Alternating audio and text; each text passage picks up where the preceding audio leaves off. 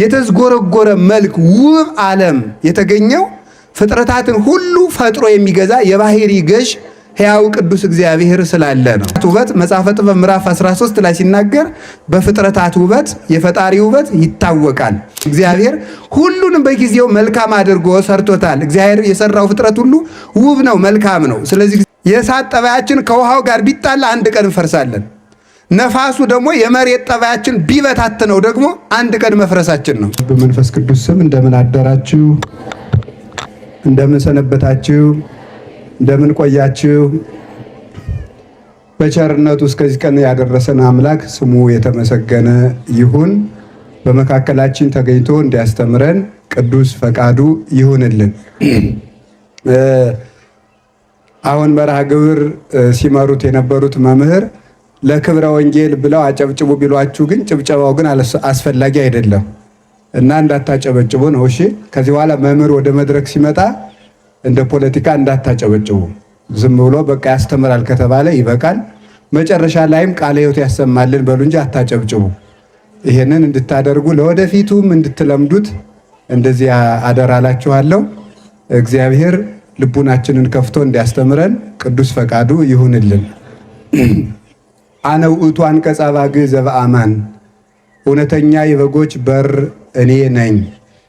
የዮሐንስ ወንጌል ምዕራፍ 10 ቁጥር 9 ላይ የምናገኘው ኃይለ ቃል ነው። እውነተኛ የበጎች በር በሉ እኔ ነኝ።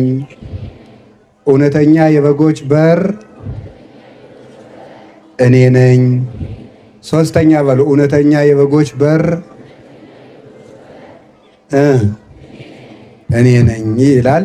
ማን ነው እንዲህ ያለው? ጌታችን መድኃኒታችን ኢየሱስ ክርስቶስ ነው የተናገረው። ይሄ አንቀጸ አባግዕ ይባላል። የበጎች በር ምዕራፉ ራሱ የመጽሐፍ ቅዱሱ ክፍል ዮሐንስ ወንጌል ምዕራፍ 10 በራሱ አንቀጸ አባግዕ ነው የሚባለው። የበጎች አንቀጽ የሚለው በር ክፍል ይሆናል። ዝም ብሎ በጥሬ ፍቹ አንቀጽ በር ይሆናል።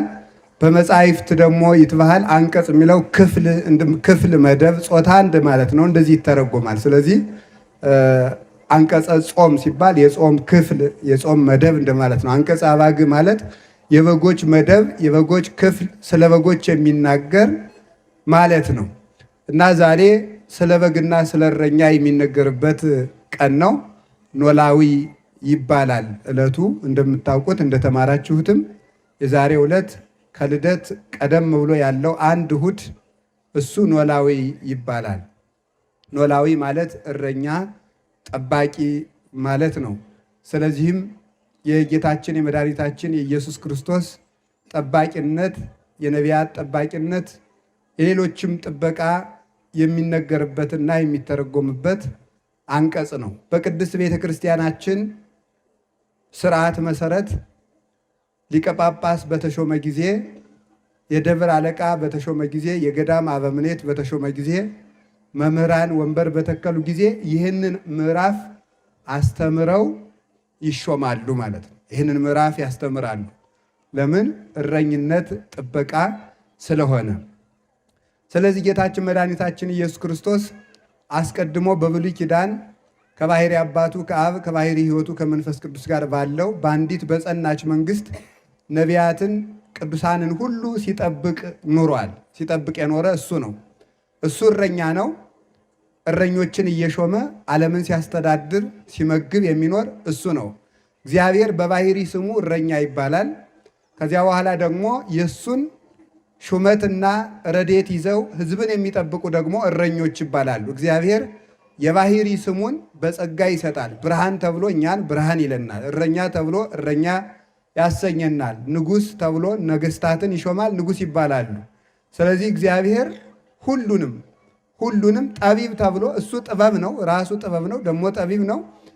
ጠበብት ደግሞ ያሰኛል። የሚያውቁትን ጠቢባን ይላቸዋል። እግዚአብሔር የስም ስስት የለበትም። የባሕሪ ጌትነቱን አይሰጥም እንጂ ለስሙ ሁሉንም ሰጥቷል ማለት ነው። በየማዕረጉ በየጸጋው በስሙ እንድንከብርበት እሱ ክብራችን ሞገሳችን ሆኖ የእሱ ስም በእኛ ላይ ዘይት በሰው ራስና ፊት ላይ ሆኖ የሰውን ዝገት አስለቅቆ እንዲያበራ ፊት እንዲያበራ ገጽ እንዲበራ እንደሚያደርገው ሁሉ የእሱ ስም እንደ ዘይት ሆኖ በላያችን ላይ አድሮ የድንቁርናችንና የኃጢአታችንን ዝገት አርቆ እኛ በስሙ እንድንከብርና እንድናበራ የእግዚአብሔር ቅዱስ ፈቃዱ ስለሆነ እሱን እረኛ ብለን ተብሎ ሌሎች እረኞች ስለተባሉ እግዚአብሔር አይከፋውም። ሌላው ቀርቶ አምላክ ተብሎ ቅዱሳንም ራሱ አምላክ ብሏቸዋል። ይህንም ቢሆን በዚህ አይከፋም። የሚለየው በምስጢርና በጌትነት ነው እንጂ እግዚአብሔርም አምላክ ይባላል፣ ቅዱሳንም አምላክ ይባላሉ። እግዚአብሔር እረኛ ይባላል፣ ቅዱሳን እረኛ ይባላሉ። እግዚአብሔር ብርሃን ይባላል፣ ቅዱሳን ብርሃን ይባላሉ። ሌላው ቀርቶ እግዚአብሔር ውሃ ይባላል፣ ውሃም ውሃ ይባላል። እግዚአብሔር መድኃኒት ይባላል፣ እንጨትም መድኃኒት ይባላል። ስለዚህ እግዚአብሔር ለራሱ የሰጠውን ስም መልኩን ሲሰጠን እንዳልነፈገን ሁሉ ስሙንም እንድንከብርበት ሲሰጠን አልነፈገንም። ፍጥረትን በስሙ አክብሮ ፈጥሯልና። ስለዚህ እግዚአብሔር ከፈጠረው ፍጥረት ጀምሮ ፍጥረትን ከፈጠረበት ጀምሮ ይህንን ዓለም ጠብቆ አስማምቶ በጌትነቱ አኖሮታል። እግዚአብሔር ለመኖሩ ማስረጃውም የዚህ ዓለም የፍጥረት ስምምነት ነው። ይህ ዓለም ፈጣሪ ባይኖረው ኑሮ እረኛ ጠባቂ ባይኖረው ኑሮ ምን ይሆን ነበረ? መጀመሪያው ዝብርቅርቅ ይሆን ነበረ። ይህ ዓለም ፈጣሪ ባይኖረው ኑሮ ምን ይሆናል? አንደኛ ልሙጽ ሊሆን ይችል ነበር። ልሙጽ ማለት ምን ማለት መሰላችሁ? እንደው ዝም ብሎ አማርኛው አይመችም፣ ግዙ ይሻላል። ልሙጥ ያለ ማለት ነው። እንደዚያ ማለት ነው። በቃ ድብልብል አንድ መልክ ማለት ነው። ቀይ የለ፣ ጥቁር የለ፣ ጣት የለ፣ አይን የለ፣ ጆሮ የለ፣ ሰማይ የለ፣ ኮከብ የለ፣ ውሃ የለ፣ እንጨት የለ፣ ዛፍ የለ፣ እንደ ሁሉ ዝም ብሎ አንድ ላይ የተደበለበለ ይሆን ነበረ። ፍጥረት ከአንድ ንጥረ ነገር ተገኘ የሚለው የሳይንሱ አስተሳሰብ የሚፈርሰው በዚህ ነው። እንደዚያ ቢሆን ኑሮ ፍጥረት ሁሉ አንድ አይነት ይሆን ነበረ። በውስጥ ካሉት ከመጠነ ቁስ ቢገኝ ኑሮ ከአተም ቢገኝ ወይም ደግሞ ከኤሌክትሮን ከሞለኪውል ቢገኝ ኑሮ ይህ ዓለም አንድ አይነት መልክ ይኖረው ነበረ። የተዝጎረጎረ መልክ ውብ ዓለም የተገኘው ፍጥረታትን ሁሉ ፈጥሮ የሚገዛ የባህሪ ገዥ ሕያው ቅዱስ እግዚአብሔር ስላለ ነው። ስለዚህ ሰሎሞን ምን አለ? በፍጥረታት ውበት የፈጣሪ ውበት ይታወቃል ይላል። በፍጥረታት ውበት መጽሐፈ ጥበብ ምዕራፍ 13 ላይ ሲናገር በፍጥረታት ውበት የፈጣሪ ውበት ይታወቃል። ይህ ዓለም መልክ ይዞ መኖሩ ውብ መሆኑ እግዚአብሔር እንዳለ ኩሉ ሰናይ ዘገብረ በጊዜሁ እግዚአብሔር ሁሉንም በጊዜው መልካም አድርጎ ሰርቶታል። እግዚአብሔር የሰራው ፍጥረት ሁሉ ውብ ነው፣ መልካም ነው። ስለዚህ እግዚአብሔር መኖሩ በሚታወቃል ብዙ ህብረ መልክ። ሌላው ቀርቶ ሰው ራሱ ማለት ነው። አሁን አያችሁ፣ የሰው እጅ ዝም ብሎ ጠፍጣፋ ቢሆን እጣት ባይኖረው ዝም ብሎ ልሙጥ ቢሆን አያስጠላም?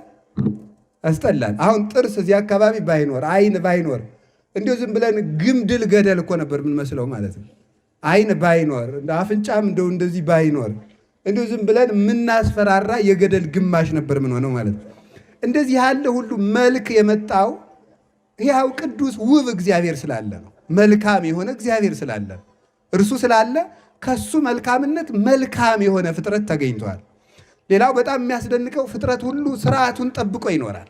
ስርዓቱን ጠብቆ በጎችን ያለ እረኛ ብናስቀምጣቸው ተበታትነው በገመድ አንድ ቤት ውስጥ ብናስራቸው ተጠላልፈው በቃ ታንቀው መሞታቸው ነው። ተመልከቱ። እረኛ አልባ ዝም ብለን አስረን በአንድ ጋት በአንድ ገመድ ብናስራቸው። እንደዚሁም ሁሉ ይህ ዓለም ያለ እረኛ ለይቶ በማይሰረ ፍቅር ይሆናል፣ በማይሰረ ሕግ ይሆናል። ሁሉንም አትሞ በየትእዛዙ ባያስረው ኑሮ ዘምቅድም ዓለም ሀታሚ ከጥንት ጀምሮ ዓለምን የሰራ ያሰማራ የቀጣ ከዚህ እስከዚህ ስፋ ከዚህ ወዲህ አትለፍ ከዚህ አትትረፍ ብሎ ወሰን ያስቀመጠ እግዚአብሔር ባይኖር ፍጥረት ሁሉ ስርዓቱን አልፎ ይደበላለቅ ነበረ። ስለዚህ በስርዓት የምንኖር ለዚህ ዓለም ጠባቂ ስላለው ነው። ታች ያለው ውሃ ወደ ላይ እንዳይፈላ ወደ ላይ እንዳይመጣ እንግዲህ ታች እንደምታውቁት ከዚህ መሬት በታች ነፋስ አለ፣ እሳት አለ፣ ከዚያ ውሃ አለ፣ መሬት አለ። የታችኛው ነፋስ እሳቱን አንድዶ እሳቱ ደግሞ ውሃውን አፍልቶ ውሃው ደግሞ መሬቱን በጥብጦ እንዳንጠፋ በየስርዓቱ መኖራችን ምንን ያስረዳል ሲባል ፍጥረትን የሚጠብቅ ሕያው ቅዱስ እግዚአብሔር እንዳለ ያስረዳል። ፍጥረትን ሁሉ የሚያስተዳድረው እግዚአብሔር አለ። የፍጥረታት ምናቸው? ስርዓታቸውን ጠብቀው መኖራቸው። እንዲያውም ቅዱስ ባስልዮስ ዘቂሳርያ ሲናገር ምን ይላል? ከፍጥረቱ የሚያልፍ ከወሰኑ የሚያልፍ ፍጥረት የለም። ለምሳሌ አሳ ባህር ውስጥ ይኖራል አይደል? አሳ ግን ባህር ሀገሩ ስለሆነ የደጋው አሳ ወደ ቆላ አይሄድም። አይገርማችሁ? የቆላው አሳ ደግሞ ባህር ተመቼ ብሎ ወደ ደጋው አይሄድም። ውሃው የሚስማማው ዝርያ አላቸው። አሳ ወሰኑን አውቆ ሲኖር ሰው ወሰኑን አያውቅም ይላል ቅዱስ ባስልዮስ ዘቂሳርያ። ታች አካባቢ የሚገኘው አሳ ላይ የለም። ላይ የሚረባው ዝርያ ታች የለም። ተጠዩ። ዛሬም እኮ የአሳ ማከማቻ ምንድን ነው የሚባለው? ኢንዱስትሪው ወይም ደግሞ እንደ አነባበቡን አልቻልኩትም፣ ኢንዱስትሪ ነው የምትሉት። ይሁን በቃ ዞሮ እንደዚያ ያለ ሲከፈት ዝርያው ይጠናል። ይመቸዋል ወይ? የቆላው ዛፍ ደጋ አይለምድም፣ የደጋው ዛፍ ቆላ አይለምድም። ሁሉም ስርዓቱን ጠብቆ ነው የሚኖረው፣ በስርዓቱ ይኖራል። ስለዚህ በስርዓት የሚኖረው ስርዓት የሚያዝ ፍጥረት እንደው ዝም ብሎ በአጋጣሚም ቢመጣ ኑሮ ከመጣ በኋላ ስርዓት የሚያስዘው ማን ነው? ሕያው ቅዱስ እግዚአብሔር በስርዓት የሚያስተዳድር በወሀቤከ ተፈጥረ ኩሉ ወበሀቤከ ይቤይት ኩሉ። ሁሉ በአንተ ተፈጠረ፣ ሁሉ በአንተ ተከናወነ፣ ሁሉ በአንተ ወጥቶ ይገባል ይላሉ ሰለስቱ ምዕት በቅዳሴያቸው። በእግዚአብሔር ሁሉ ይሰማራል። ስለዚህ ይህንን ያስተዳደረ ማን ነው? እግዚአብሔር ነው። ፍጥረታት እንዴት ተስማምተው ኖሩ? እንዴት ልንኖር ቻል? ሌላው ቀርቶ አሁን እኛ ራሳችን እሳት፣ ውሃ፣ ነፋስ ነን አይደል? ልብ በሉ። ነፋሱ ውሃና ነፋስ ምንድን ናቸው? ውሃና መሬት ምንድን ናቸው? ጠላት። የውሃ ጠባያችን እሳቱን ቢያጠፈው እኮ ሰው በአንድ ቀን ፍርስርሱ መውጣቱ ነው፣ እንደ ቤት ማለት ነው። የእሳት ጠባያችን ከውሃው ጋር ቢጣላ አንድ ቀን እንፈርሳለን። ነፋሱ ደግሞ የመሬት ጠባያችን ቢበታትነው ደግሞ አንድ ቀን መፍረሳችን ነው። ፍጥረታት እንዴት በስርዓት ኖሩ ነው። አሁን ደግሞ እንዴት ተስማምተው ኖሩ? ተስማምተው የሚኖሩት እረኛ የሆነ እግዚአብሔር ስላለ ነው። ተስማምተው የሚኖሩት በስርዓት እንደ መሰንቆ ማለት ነው። መሰንቆ በጣም ብዙ ጭራ ነው ያለው።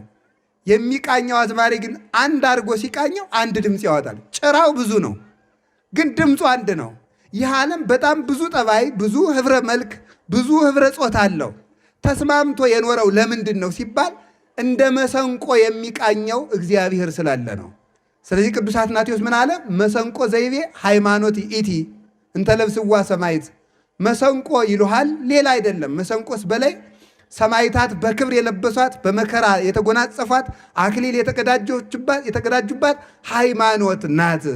ስለዚህ የፍጥረታት ስምምነት ያለው እግዚአብሔር ስላለ ነውና እግዚአብሔር ሁሉን ጠብቆ ያኖራል። ይሄ ሁሉ የእግዚአብሔርን መግቦትና ጥበቃ የሚያስረዳ ነው። ስለዚህ እግዚአብሔር ዓለምን ፈጠረ፣ ሁሉን በየስርዓቱ ያኖረዋል።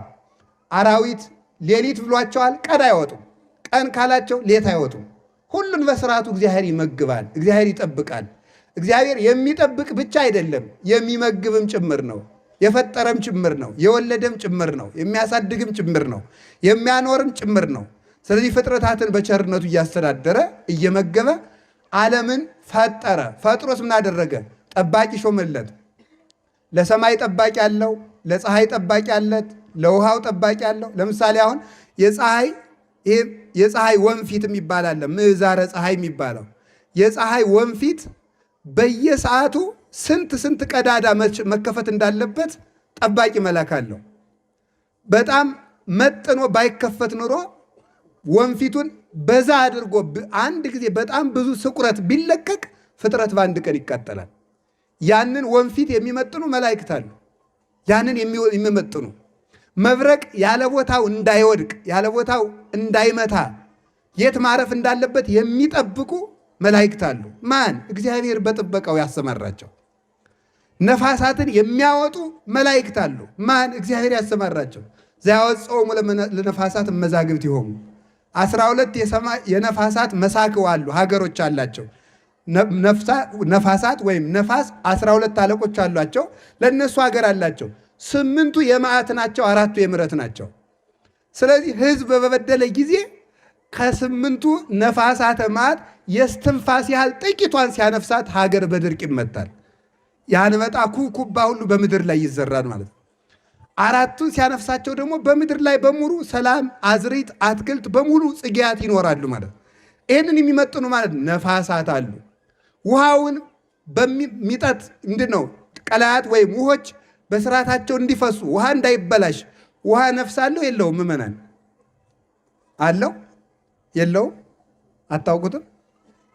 ታውቁታላችሁ? ውሃ ነፍስ አለው አለው። ውሃ ነፍስ አለው። እስመ ነፋስ ነፍሳት ይሆሙ ለማያት ነፋስ የውሃ ነፍሱ ነው። የውሃ ነፍሱ ማን ነው? ነፋስ ነው። ስለዚህ ምን ማለት ነው? ነፋስ ቢያጣ ውሃው ይሞትና ሸቶ ተበላሽቶ የማይጠጣ ይሆናል ማለት ነው። የማይጠጣ ይሆናል፣ የማያነጻ ይሆናል። ስለዚህ ምን ይሆናል? መኖር አንችልም ማለት ነው። ስለዚህ ለውሃው መልአክ አለው። ለውሃው መልአክ አለው። ለከዋክብት መልአክ አላቸው። እንዳይንጠበጠቡ የሚያደርግ አንዱ ኮከብ ቢወድቅ ብቻ ኢትዮጵያ ማጥፋት ይችላል።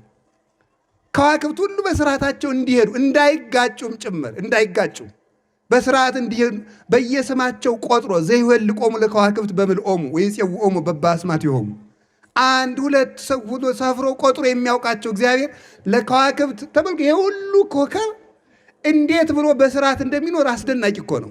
እንዴት አይጋጭም? እንዴትስ አይንጠበጠብም? ደግሞ በጠፈር የሚኖሩ ከሆነ ልብ ብላችሁ ስሙ። ቆይ ልንገራችሁ። ሸክም በላይ ተሸካሚ በታች ወይስ ተሸካሚ በላይ ሸክም በታች? የእናንተን ሕግ ነው የምትነግሩኝ። ለምሳሌ ጤፍ ብትሸከሙ ሸክሙ ነው በላይ? እናንተ ናችሁ በላይ? አቤት። እሺ ጫማስ? ጫማ ተሸክሙ ነው ተሸካሚ ነው በላይ? አቤት። ተሸካሚው ማን ነው? ተሸካሚው ሰው ነው። ጫማ ነው እንደ የሚሸከመው? ሰው ነው የሚሸከመው። የምናንቀሳቅሰው እኔ አይደለሁ እንደ ጫማዬን የማነሳው? ስለዚህ እኔ የሚሸከመው ነው። አንዳንድ ጊዜ ሸክም በላይ፣ አንዳንድ ጊዜ ሸክም በታች ይሆናል። ግን ዞሮ ዞሮ ግን ይሄ እግራችን ጋር ስለታሰረ ነው። በፍጥረት ሕግ ግን ሸክም በየት ነው ያለው? ሸክም የሚሆነው በላይ ነው። እግዚአብሔር ግን ምን አደረገ? በታች ብናደርገው ይንጠበጠባል። መኖሪያቸውን ወይም አጽንቷቸው የሚኖረውን ጠፈርን በላይ አድርጎ ከዋክብቱን በታች ሲያደርጋቸው እንደ ጥሬ ለምን አይንጠበጠቡም? ማን ስለሚያስተዳድራቸው ነው? እግዚአብሔር ስለሚያስተዳድራቸው ነው። ለእነዚህ ሁሉ ጠባቂ መልአክን ሹሟል። ገበታ አፉን ወደ ላይ ዙሮ ነው ወደ ታች ዙሮ ነው ውሃ የሚይዘው? አቤት። እስኪ ይህንን ሰማዩት። ወደ ታች ነው የዞረ ወደ ላይ ነው የዞረ? አቤት። ወደ ላይ ነው አደል? ኧረ ወደ ታች ነው። አይታያችሁም እንዴ? ወደዚህ እኮ የዞረ ነው። እንደዚህ አይታያችሁም? የድስት ክዳን መስሎ ወደ ታች ዞሮ ነው ያለ ማለት ነው። ወደ ታች ዞሮ ነው ያለ። አሁን ልብ በሉ፣ ከዚህ በላይ ውሃ አለ። ማይን ዘመልዕልተ ሰማያት ይሴብሑ ለእግዚአብሔር ይላል ቅዱስ ዳዊት። ከሰማይ በላይ ያለ ውሃ እግዚአብሔርን ያመሰግነዋል ይላል። ከዚህ በላይ ውሃ አለ። እንዲያውም በዚህ ዓለም ያለው ውሃ በላይ ካለው ውሃ አንጻር ድስት ታጥቦ ውሃው ሲደፋ በጠርዙ እንደሚቀር ውሃ ያለ ነው ይላሉ ሊቃውንቱ። በጣም የሚገማሸር ቁጡ ውሃ ነው። ገበታው ደግሞ ጠፈር ነው። ጠፈር ደግሞ ወደ ታች እየዞረ ነው። አሁን ገበታውን በአፉ ደፍታችሁ ውሃውን በላይ ብታደርጉት ምን ያደርጋል? ይፈሳል። ግን እግዚአብሔር ገበታውን ወደ ታች አዙሮ ውሃ በላይ አድርጎበት አይፈስም። እንዴት ሲባል ቻል ካለው የማይችል ነገር የለም። እግዚአብሔር በጥበቃ ለዚህም ባቢል የሚባል ነፋስ ሰጥቶ ያንን ውሃ ወጥሮ እንደ ብራና በጠፈር ልክ ተዘርግቶ እንዲኖር የሚያደርግ ማን መድቦለታል? መልአክ መድቦለታል። ለስንቱ ነገር ለደመናው መልአክ አለው። ይህን ሁሉ የሚጠብቅ ማን ነው? እግዚአብሔር ነው። ደመና ያለ ስርዓቱ አይጓዝም። የሚመራል ደመናውን እያስጓዘ ወደ ውቅያኖስ የሚወስድ የደመናው መልአክና የውቅያኖሱ መልአክ ደግሞ ይስማማሉ። የውቅያኖሱ መልአክና የደመናው መልአክ የሚጣሉ ቢሆን ኑሮ ዝናብ በዚች ዓለም ጠብ አይልም። ምክንያቱም የደመናው መልአክ ደመናውን ይዞ ወደ ውቅያኖስ ይወዳል። የውቅያኖሱ መልአክ ደግሞ ውሃው እየቀዳ በደመናው ይሞላለታል ማለት ነው። የነፋሱ መልአክ ደግሞ የለም አልሸከምም ቢል ደግሞ ችግር ይመጣል። የነፋሱ መልአክ ደግሞ አለ። ያ ደመናውን ይሸከማል። ወደ ላይ ይዘውት ይወጣሉ።